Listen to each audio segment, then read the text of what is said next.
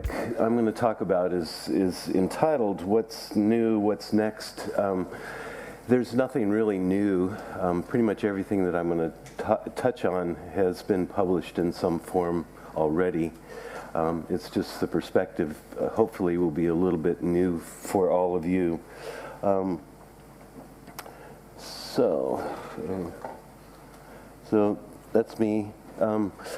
Over the course of my career, I've been responsible for about 200,000 cell salvage cases, about 7,000 per year, through the programs that I've run.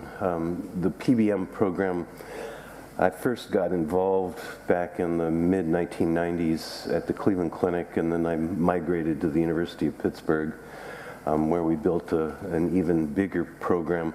And the name has evolved over time. We first called it bloodless medicine. It was focused on Jehovah's Witnesses, and we noticed that the patient outcomes for the Jehovah's Witnesses were better than for our regular patients. And so we broadened the term, started calling it blood conservation. The blood bankers didn't like that because they thought we were conserving blood like we conserve gasoline. And so we called it blood management, and that didn't resonate, so we added the patient to it to differentiate from the inventory management that the blood bankers do. So that's how we came to PBM, or patient blood management, and that's pretty much a 30-year journey through this environment. Anyway, what I'd like to do is, this is my disclosures, by the way. ProCell is the company that funded my visit here, and I'll talk about their product here briefly midway through my conversation. Oops. Sorry about that.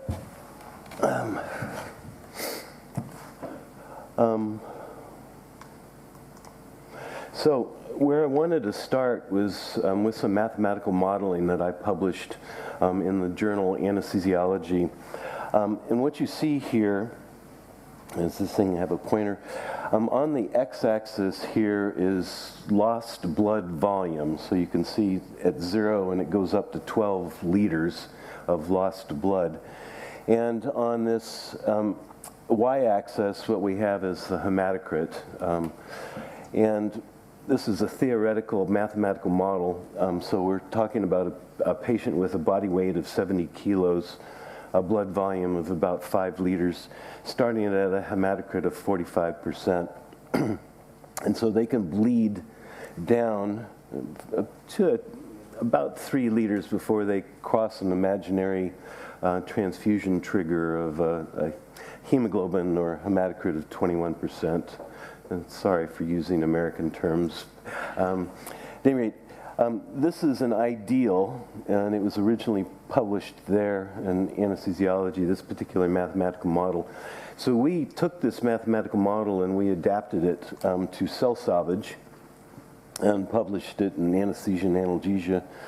And what you see is the same thing. You're starting at a hematocrit of 45%.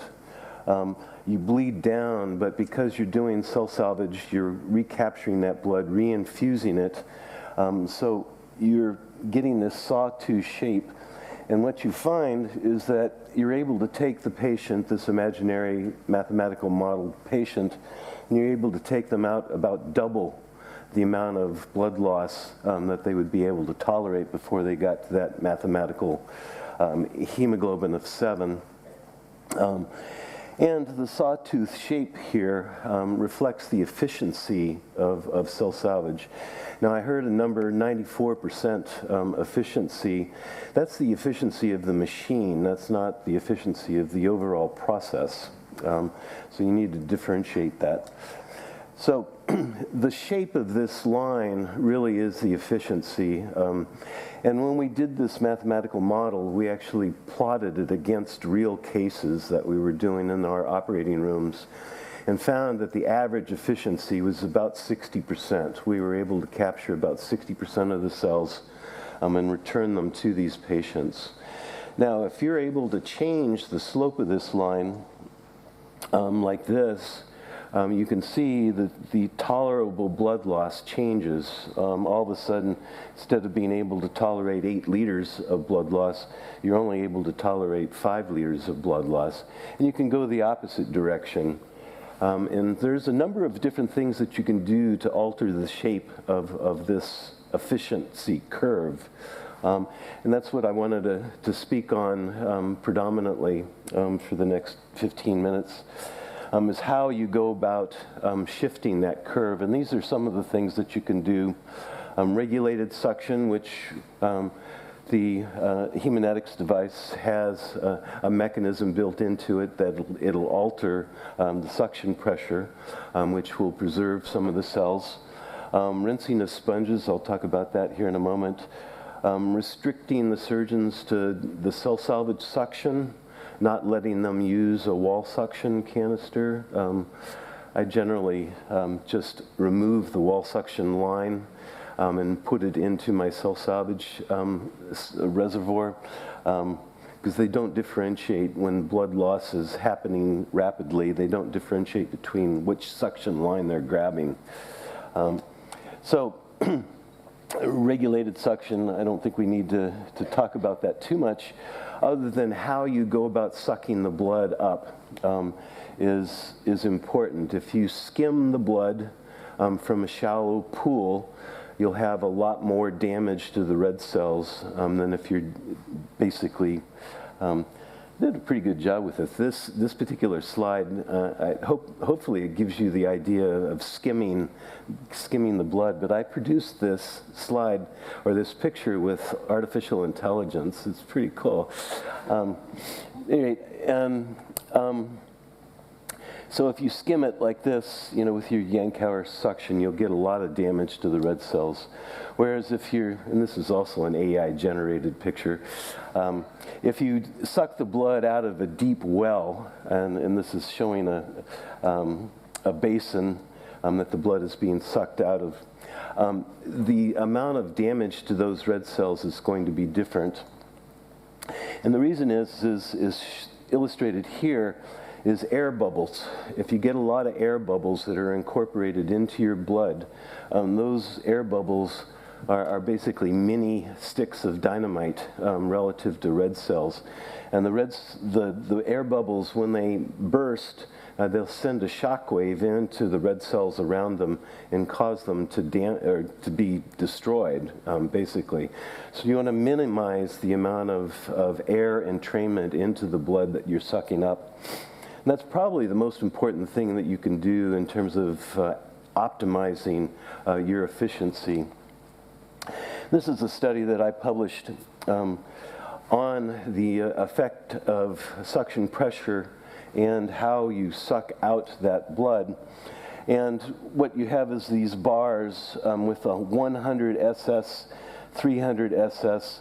That represents a negative 100 negative suction pressure. 300 is minus 300 suction pressure, so 3 times more pressure being used to suck the blood out of the patient.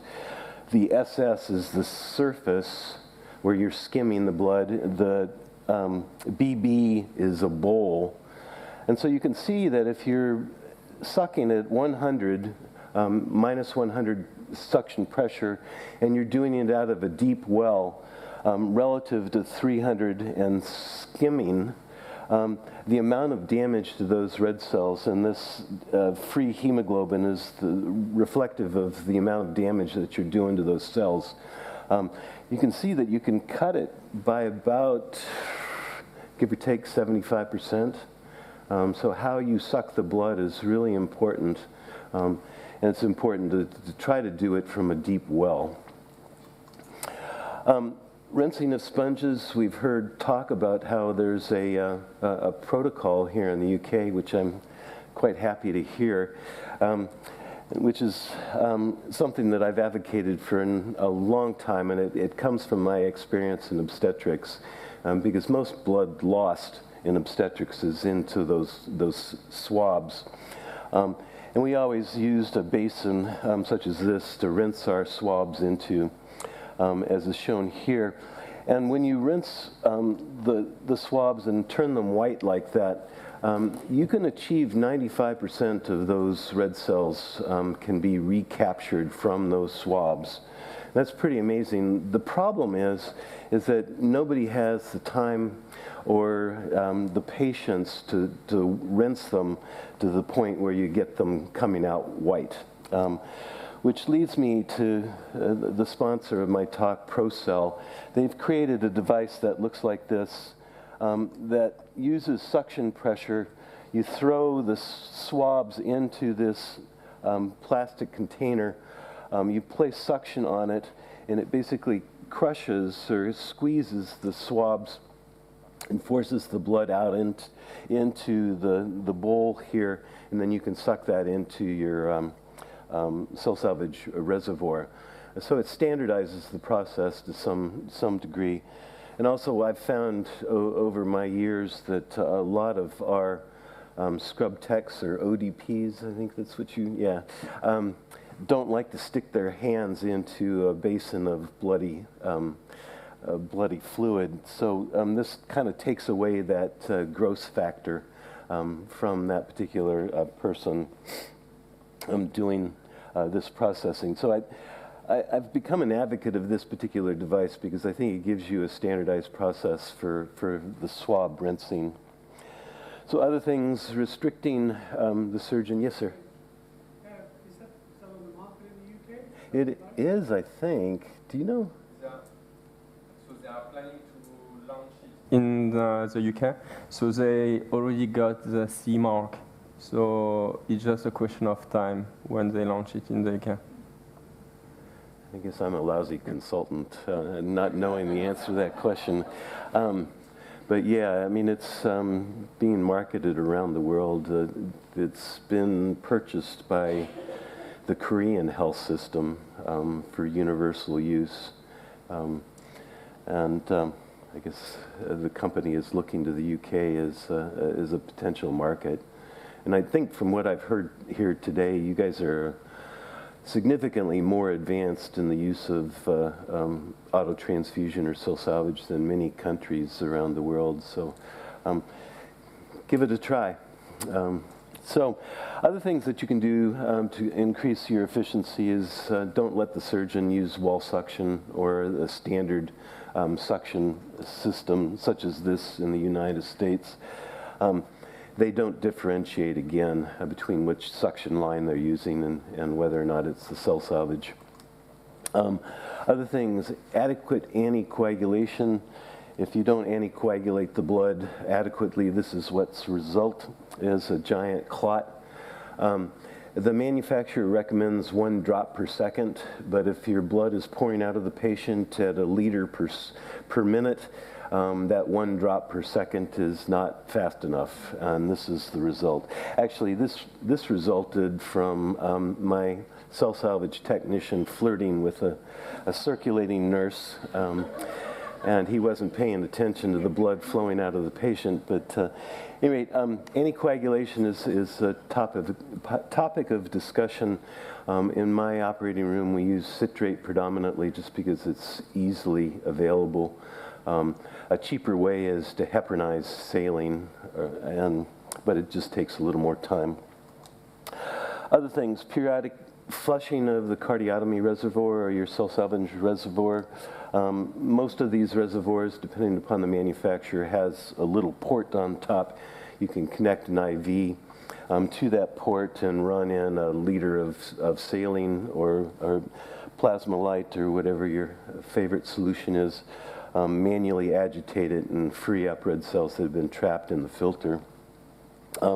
Or you can just suck saline through your suction line and manually agitate the reservoir too. And it sounds like you guys are doing this already, so I'm speaking to the choir. Other things, some of the work that I've done is looked at what we can do to improve the red cell's tolerance of mechanical forces, and there is some differences between men and the red cells that men have versus women. Premenopausal women have red cells that are tougher. They're more tolerant of these mechanical forces that I've talked about. But when they hit menopause, all of a sudden those beneficial characteristics disappear, which I think may be because the red cell membrane carries the sex hormones from place to place, and it may be the estrogens and progesterones that make it a tougher red cell versus a man's. Some other things that I think we can manipulate is the anesthetic that we use. Diprivan or propofol seems to have some protective effect on the red cells, and then some of the other anesthetic agents. I haven't done enough research to really make definitive statements about them. So that's my 15 minutes of glory, and I will stop there. And I don't know if you wanted to have questions now. So. Does anyone have any questions? The other thing I wanted to say is I retired in September. I moved to the UK. I have become a graduate student, which is pretty bizarre because I'm by far the oldest person in my classes. But I'm going to the University of Warwick, getting a master's degree in medical history, and my dissertation is going to be on the history of autotransfusion, which I think is very interesting because there was something called a midwife back in the 1870s that competed with midwives for deliveries, and it was those midwives that actually propagated transfusion medicine, and they were also the ones that proposed autotransfusion back in 1874. So it's really interesting to see how we've developed historically. But anyway, I am available for any of you that need consultation on PBM or cell salvage. I've written 5 books on cell salvage, or rather on PBM, so I have a little bit of experience in it. So anyway, anybody have any questions? Just wondering where you see cell salvage in the future.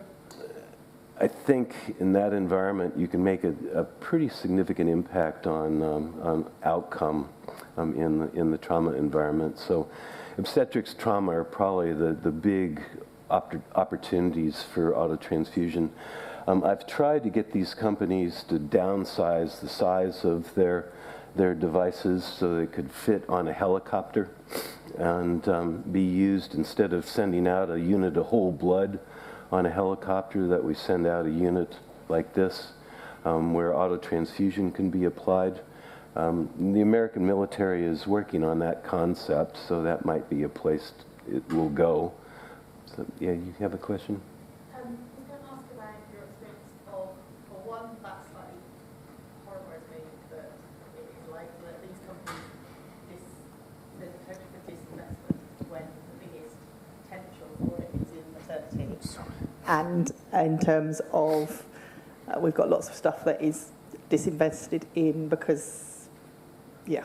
So it's interesting in terms of like maternal health and stuff, that it's all about the profit, isn't it? But Yeah, that is a different debate, but it is interesting where companies go to find the money. But anyway, that's a different thing. But in terms of your experience of vaginal blood loss and collection, and what are you doing or were doing in America with that? Well, it sounds like we're doing a lot of the same things that you talked about, you know, where we're using ACD, but we're using it in our delivery rooms, not in our operating rooms. Or rather, we're doing it in both, but we have collection reservoirs in all of our delivery rooms where we advocate for ACD to be dumped into them when blood is starting to be lost. And we have a trigger of starting to collect of 500 mLs of blood is when we start collecting it. The largest blood loss that we've experienced from a vaginal bleed was 21 liters. And I think I was saying to somebody earlier, it's really tough, you know, when you got a major vaginal laceration to repair in that little teeny dark space. And I think it's a big opportunity. And if you look at historically, you know, autotransfusion was proposed in the face of obstetrical bleeding. There is no reason that we can't be using it in vaginal bleeding. That was how it was started back in 1874. Just practically, do you just have like the under buttock drape with the like pouch in? Yeah, Put the ACDA in there, put that in the delivery room, in the delivery room. collect yeah. the blood, and then does that then go to the machine, or do you then bring the machine in? We'll bring the machine into the delivery room, or we'll move the patient and the blood into the operating theater. There seems to be a sense of dislike of moving patients from a delivery room into the operating theater in the United States. I think it's a pride thing, that they can't repair a major bleed in the... Oh God, we've got the opposite thing. We're always in theatre there. Can't keep us out. I mean, I'd love that because oftentimes, we're being, as an anesthesiologist or an anesthetist, oftentimes I'm being called into the fray when there's been 3 liters of blood lost vaginally, and then I'm trying to catch up with the patient's blood volume. The faster you can get to it, the easier it is to manage, and then you don't get into all that coagulopathy that goes on with it. That's the other thing I think about autotransfusion. I don't think you get the coagulopathy to the same extent that you do when you're transfusing allogeneic blood. And the reason is, the standard for the duration of storage of a unit of blood is that 75% of those red cells have to be viable when you transfuse that allogeneic unit, which means 25% of those cells are dead. So if you're transfusing that into somebody, it's basically going to trigger a DIC, and you don't have that with autotransfused blood. So you don't need to go to the blood bank for that fibrinogen that you like, or the platelets as quickly, if you're using autotransfused blood or cell salvage blood. So I think there's a lot of benefit in the obstetrical world. Whether or not the companies think that there's enough deliveries in the world to continue manufacturing the devices, I think there probably is enough to keep 1 or 2 companies in the domain. I hope. It seems like women's health is always given the short end of the stick, so to speak. Anyway, any other questions? Yes? Would you say that, it might sound a bit crazy, that washing your donor blood in your cell saver, if you are going to give it during a procedure along with, cell saver blood, we do practice, my background is perfusionist, so we do practice that we get a unit of blood and we wash it before we put it into the bypass machine to get rid of all the plasma-free hemoglobin, and obviously because it's dying, it's old, it's got lots of potassium within there, so we can keep that at a good level. Do you think that would be good practice? Well, we have perfusionists in the United States that do the same thing, and what you're going to end up doing is there's a storage defect that occurs during the course of the storage, so those cells become much more friable or more easily damaged. So the cell salvage processing will get rid of all that garbage, but it'll also take care or get rid of some of those cells that are marginally viable. So reduce your yield, basically. Yeah, so it's kind of a coin toss as to whether or not it's good. I think it probably, intuitively, it makes sense to me to do that, to get rid of all that red cell stroma and free hemoglobin, but I'm not sure, at least I'm positive there's no data in the perfusion literature on doing it. So another thing is as well, obviously we practice with the IV saline when we wash. I have heard that in some countries they use plasma-light. Yeah, I don't think it really matters as long as you're using something isotonic, what you use. We use predominantly saline just because it's cheap. You know, the Plasmolite is about, I mean, in the United States, a bag of saline runs about 75 cents. Plasmolite runs about $6, you know, so there's quite a bit of discrepancy in the cost. So we also use bags of saline that are not labeled for intravenous use. They come in 3-liter bags. That's intended as an irrigation solution. Yeah. It's not labeled, but it's the same thing that got cell salvage a bad rap in obstetrics, is that the labeling didn't label it appropriately for obstetrics, and so now it's carried this taint, you know, with it. But those bags, those 3-liter bags, I mean, the saline in them is manufactured in the same way that the bags that are labeled for intravenous use is. So we try to cut the workload of our cell salvage techs by using the 3-liter irrigation bags instead of the 1-liter labeled for intravenous use. There's been incidents in the UK of the use of them bags, but they've got mixed up and it's got the glycine in it, because obviously it's used within, so they've kind of like said, we don't want to go through that one again. Yeah, that was one of the things that got me my cell salvage program at the Cleveland Clinic, was that we had 2 cases, one where glycine was used and the patient woke up from his anesthetic with a TERP syndrome, in other words, transient blindness. And we had another case where the unit of blood was washed with sterile water. Fortunately, the anesthetist noticed that he could see through the red cell, and he didn't give it back to the patient, but that would have been devastating if that had been given back. But if you look at those particular bags, the glycine, the sterile water, and the saline, they're all packaged identically.